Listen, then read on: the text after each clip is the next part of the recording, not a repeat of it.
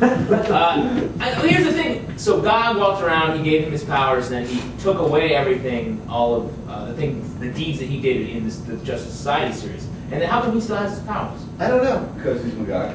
Not a great answer. Not a great story answer. Extra powers in his pocket. Yeah. Yeah. Pocket powers. Pockets are cool key. Yeah, that's actually the next arc is called Pocket Power.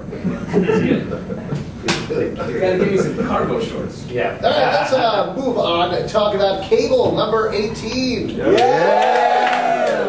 And obviously, we're not going to tear apart this really terrible issue. Oh man! I'll send my editor Sebastian who's here. Yeah. So. No, this is great. As we already said, we really love this series. So let's talk a little bit about what's going on. This is the kickoff to a new arc. You want to set it up for us, for those who haven't picked it up yet? Sure. Basically, the Earth is fucked. When isn't it? And Cable's taken Hope off planet, thinking that with time travel you can sort of time jump. You're stuck in the same place you are, just 10 years later or something. So off planet, Bishop's left behind. He thinks.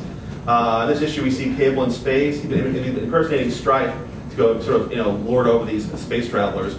He's not at Strife. They find out he's in the brig. Hope's pissed at him, like as usual. And Bishop turns up. Bishop's followed them. Sort of the second cult of humans. Pesky. He just wants to give up. He's a real, nudge. He goes there. And he's kind of co-opted Hope's little boyfriend, Emil, and chaos ensues. I don't want to spoil anything, but there's a lot of chaos on the very last page. And it's kind of the whole kickoff for the next little mini arc here. So don't mess with young love. Yeah. It's great. The only thing that I found in this issue is that Bishop is getting to the point where he's like, "All right, I'm going to enact my plans," and then he gets it. He's frozen, which seems to happen. It sucks to be him, man. Yeah, he's almost like a cartoon villain at this point, where he's like, "I'm going to talk to you about my plan," when he's about to do it, something else happens. Well, the Bishop though, it's funny. I mean, he can't. He has his nuke on his arm now. He's not screwing around. And he wants to use it. Very badly. Kill himself, no worries. But the trick is he has to see the girl. Because what if he pushes the nuke, everything blows up, and she's flying somewhere in Hawaii or something, and she's somewhere else. He has to see her. So there is, he has to kind of pick his shot. I will defend Bishop's, plan. Yeah. Or his need to sort of tell us his plan. Yeah. So. Do you find the Bishop obviously has changed a lot over the course of the series? Hope has changed a lot over the course of the series. Do you think Cable has changed as well? I hope so. I mean, I'm trying. My goal with Cable is to break him down into nothing. I want him actually at the end of the, into the third part of this trilogy I mentioned. I want him limping, bleeding, having a colostomy bag on his side, old and totally messed up. Definitely. I mean, looking forward to that arc. Yeah, the old shitbag in a Cable from his pockets. I think with Cable, you could call it Pocket Power. The fun of him is, I think what's not wearing him down is battle or fighting Bishop or anything else. It's being a dad. I think that kind of gets him in a way that, it's hard being a dad. But it does take sap your life force in a new way. I think Cable's kind of, he's this teenager, to take care of. That kind of really, breaks him down. And I love the way he's always like, she's like, "What are we gonna do?" And he's like, keep going. he's never like, play catch. We're in this desert, no one can harm us. That's a doll. We'll call that a doll. There is a one-shot Cable Parcheesi where they play an extended game. The tenders. The game of Kings. Very hard games. Who wins? I'll find out. Yeah. 499 later. Just real quickly, when does Hope turn into Jean Grey? What's this Jean Grey you're mentioning? Yeah. Can you actually ask that in a more confusing way? I was trying to slide it in there. Actually, the truth is, it's Cable who's Jean Grey. That would explain why I've been so attracted to Cable. Finally, an explanation. One other thing, because this is all time travel and sort of, you would think it would eventually be like kind of co-opted or gone back. Is it frustrating to think like, oh, I'm doing all this work and developing these characters, and all of this timeline will then kind of cease to exist perhaps in the future? I don't know. To me, the fun of it was having time travel in one direction. Like if only the gas pedal never the brake. It was kind of fun. Because eventually you're in a brick wall and you're screwed.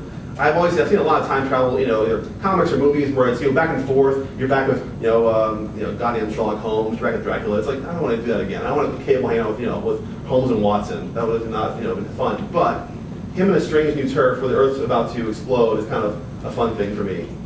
So I don't mind too much. It'll all be erased if it is erased. I don't know. Interesting. There you go. Cool. Well, everybody go pick that up.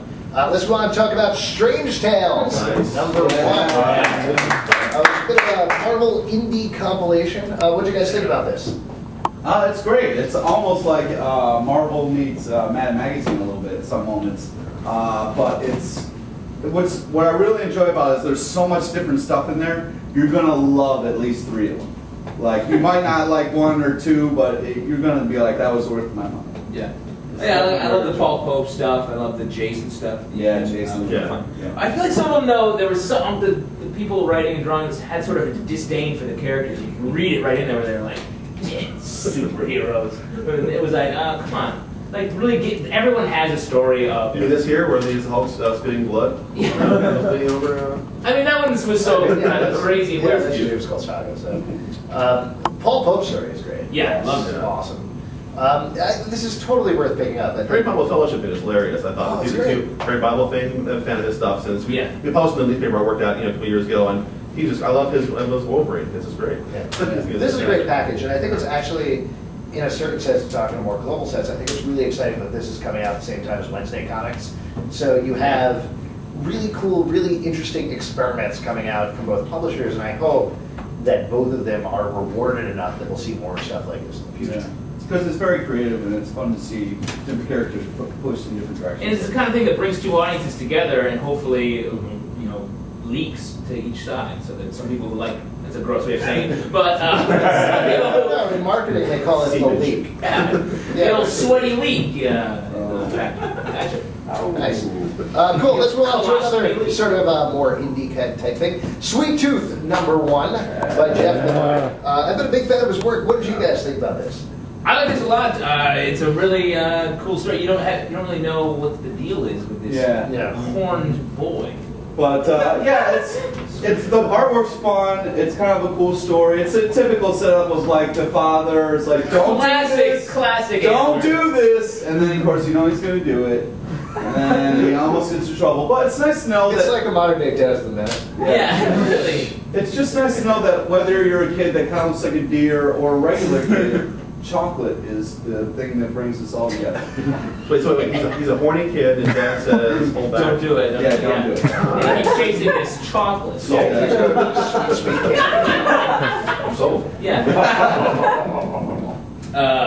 This is great. I think this is really good. I agree with you. I mean, it's a $1 issue, so it's clearly to suck you in. So it, more than anything, feels like a preview of what's going to happen. In fact, there were preview pages of this, and I feel like the second half of the issue was in the preview. It actually totally was. Weird. Yeah. So because you see you already know where the issue ends up, and you just learn a little bit about the backstory, and you don't know. Apparently, there are a lot of antlered children running around this world. there you go. And they all like chocolate. Pick it It's up. a real metaphor for the day. That's great.